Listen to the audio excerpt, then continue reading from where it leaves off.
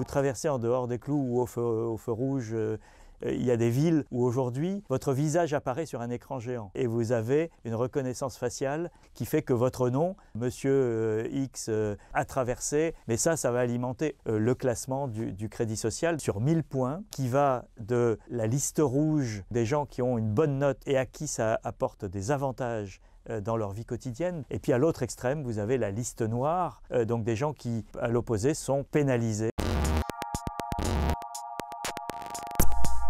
Dans la province du Xinjiang, à l'ouest de la Chine, un citoyen chinois d'origine ouïghour qui fait le plein pour une voiture qui ne lui appartient pas est considéré comme suspect.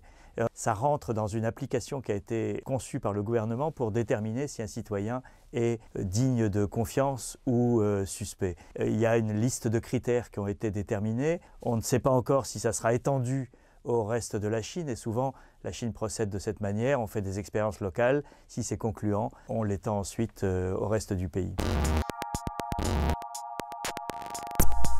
Si vous avez une consommation d'électricité trop forte, ça veut dire par exemple que vous allez rester réveillé la nuit pour regarder des séries à la télé. Donc là, vous sortez de la norme et ça peut être un des critères pénalisants. Un citoyen chinois est jugé sur tout un tas de critères qui correspondent à des normes. Et en fait, il y a derrière cette classification l'idée de normes. Il y a des comportements normaux d'un bon citoyen. Et la consommation d'électricité fait partie de ces critères. Les gens qui sont dans la liste noire ne peuvent pas monter dans un train, ne peuvent pas prendre un avion. Des millions de Chinois sont aujourd'hui placés dans la liste noire. Leur taux de conformité à la norme est tombé en dessous d'un seuil qui déclenche des restrictions. Et la première de ces restrictions, c'est effectivement la liberté de mouvement.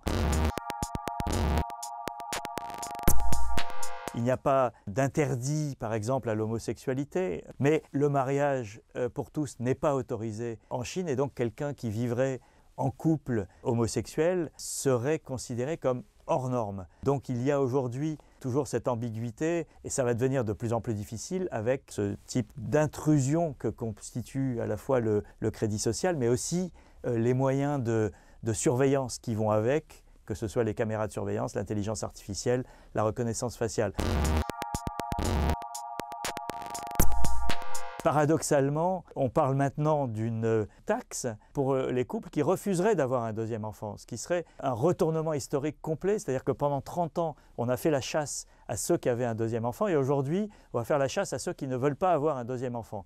Mais pour l'instant, la loi, c'est la limite à 2 enfants et donc tout couple qui aurait plus de 2 enfants se verrait pénalisé. Il y a des amendes pour l'infraction à ce type de loi et maintenant, ça aura un impact sur votre crédit social.